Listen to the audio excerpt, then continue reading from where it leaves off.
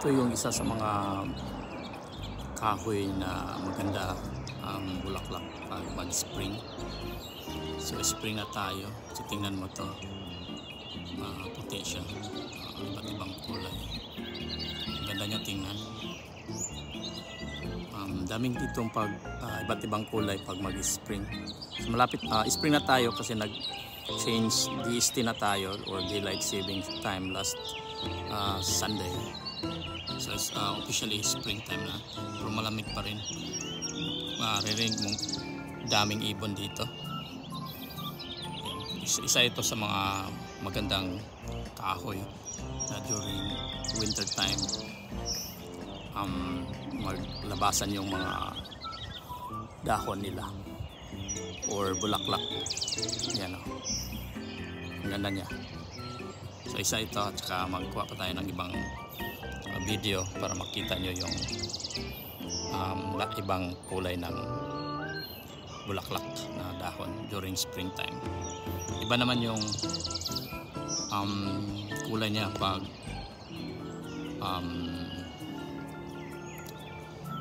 fall time at saka summer time. Magiging green na ito. Ito yung unang kahoy na simbolo ng spring. So nag-start tayo ng spring ngayon. Ayan siya. Pero marami pang ibang kulay. Kaya pag makakita tayo ng ibang kulay, i-video ko rin. Tsaka i-vlog ko dito. Tingnan mo. Ang ganda niya. Ayan. Puro puti ito na mga puno. Mga more than 10 trees siguro ito. Ayan o. Ayan, kaganda pag mag-spring na dito. Ang ganda niya tingnan. Palapit tayo. Ayan. So ito yung mga kahoy na nag-iba-ibang kulay. Pag spring ibang kulay, pag summer ibang kulay, tapos pag fall iba na naman din yung kulay.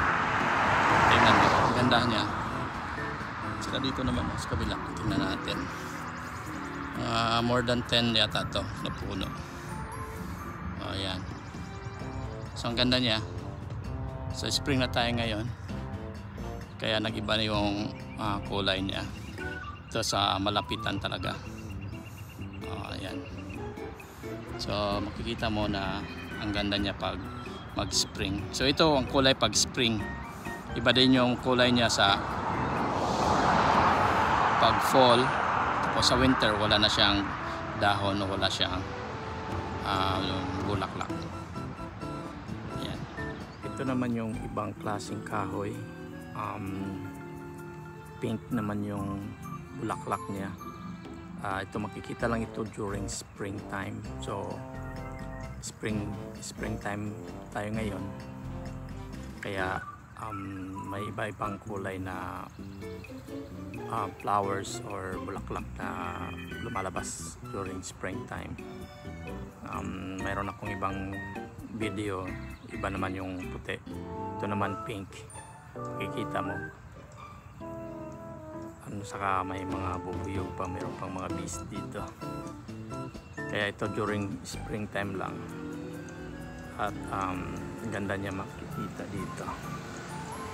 Ayan o. Mag-video pa ako ng ibang kulay. Ito isa ito sa mga klaseng puno na iba naman yung kulay ng dahon o bulaklak niya. Spring lang ito makikita. Ayan. I-post ko ito pag makompleto ko na yung ibang kulay na makikita dito sa United States. Iwan ko lang kung anong pangalan nito. Basta iba-ibang variety or klaseng puno na siya. Ayan. Ito, pang kulay naman ito na dahon. Ito yung mga kulay ng dahon pag mag-spring dito. Ayan o. Yellow green siya. So malapit na siya green. Ito yung mga iba't ibang kulay ng dahon pag mag-spring dito. Ganda tingnan nyo. Ayan. Ito naman yung puno niya. Ewan ko kung anong klaseng kahoy ito, pero ang gandang bulaklak niya or bagong sibol ng dahon pag mag-spring. At least nakuha natin.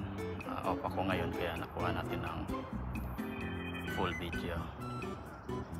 Pag matapos ko na ito, i-edit ko ito at i-post ko ito na ibang klaseng kulay ng mga kahoy dito pag mag-spring. Iba yung kulay pag spring at iba naman yung kulay pag mag-fall.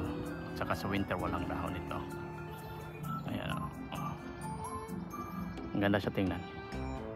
Tsaka marinig nyo yung mga ibon, yung mga huni ng mga ibon. Dami ng ibon kasi spring na. Ayan, ang ganda siya.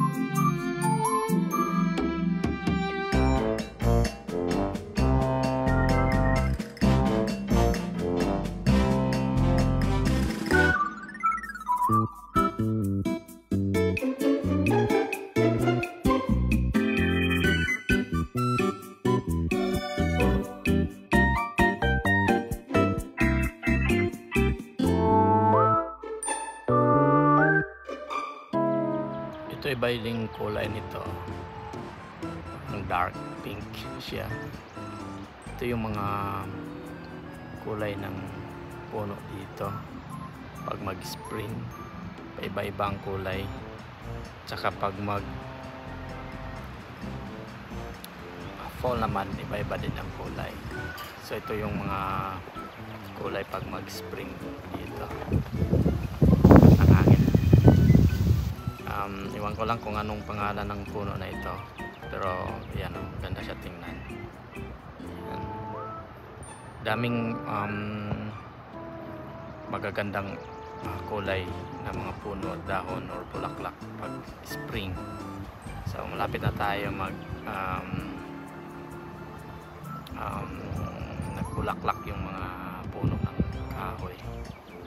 Yan siya. Daming kulay ng mga kahoy, iba-iba kulay. Ayan, ang ganda siya.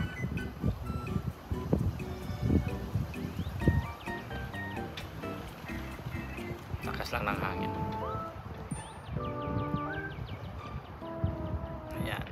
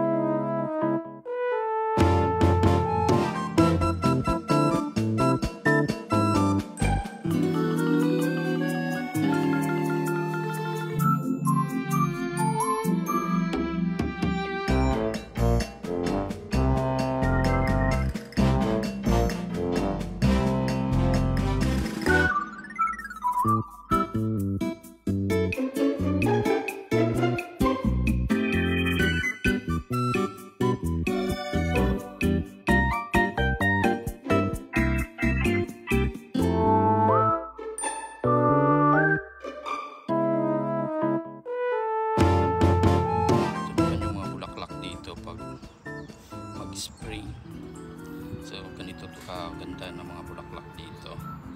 So ito sa mga garden dito sa subdivision. Yan o. Iwan ko lang kung anong pangalan nito. Pero ang ganda tingnan niya sa personal. Saka marami din siya. Yan o. Ganda tingnan.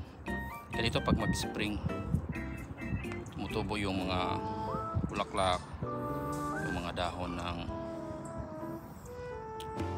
kahoy, iba-iba na yung kulay. So ganito kaganda. Yan. So pag may makita tayo na ibang pang mga bulaklak at saka kahoy, videohan natin at saka i-post ko dito para makita nyo kung anong klaseng mga bulaklak dito sa aming lugar. Yan o. Ganda tingnan. Yan.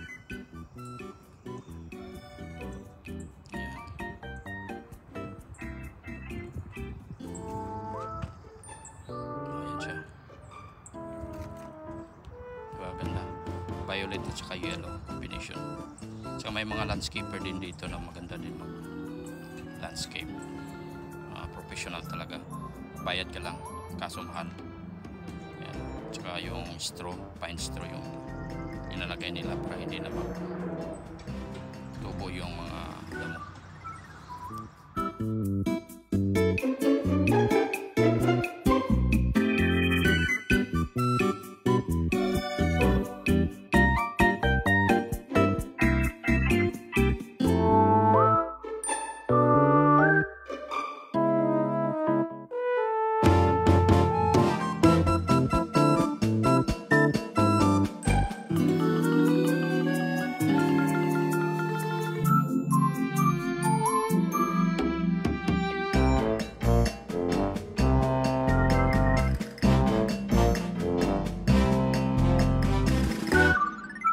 Thank you.